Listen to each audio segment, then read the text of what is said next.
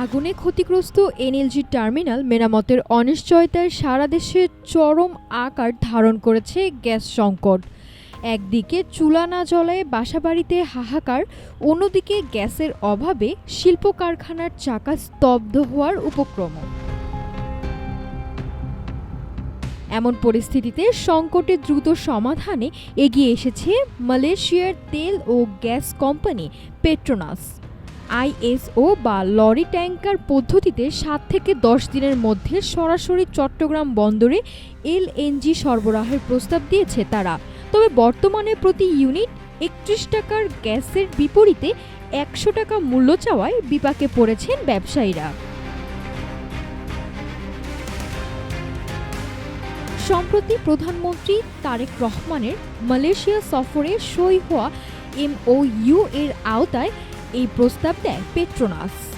জাহাজে করে আনা প্রতিটি ট্যাঙ্কের গ্যাস স্থানীয় রিগ্যাসিফিকেশন প্ল্যান্টের মাধ্যমে জাতীয় গ্রিড বা কারখানায় ব্যবহারের কথা বলা হলেও অতিরিক্ত ব্যয়ের কারণে এই প্রস্তাব গ্রহণ করা কঠিন বলে জানাচ্ছেন শিল্প মালিকরা। গ্যাসের অভাবে ইতিমধ্যে ৬,০০০ মেগাওয়াট বিদ্যুৎ উৎপাদন ব্যাহত হওয়ায় অতিরিক্ত ফার্নেস অয়েল ব্যবহার করছে পিডিবি। মধ্যপ্রাচ্যের অস্থিরতায় আন্তর্জাতিক বাজারে এলএনজির দাম $১০ থেকে $২২ ঠেকায় চলতি বছর এই খাতে সরকারের ব্যয় ৬০,০০০ কোটি টাকা ছাড়িয়ে যাওয়ার আশঙ্কা তৈরি হয়েছে। মহেশখালীর ভাসমান টার্মিনাল মেরামতের অনিশ্চয়তা আর পেট্রোনাসের অতিরিক্ত মূল্যের প্রস্তাবে এক জটিল সমীকরণে পড়েছে দেশের বিদ্যুৎ ও জ্বালানি খাত। বিকল্প দ্রুত ও সাশ্রয়ী উৎস খুঁজে না পেলে দেশের রপ্তানিমুখী শিল্প খাতে বড় ধস নামার আশঙ্কা করছেন বিশেষজ্ঞরা।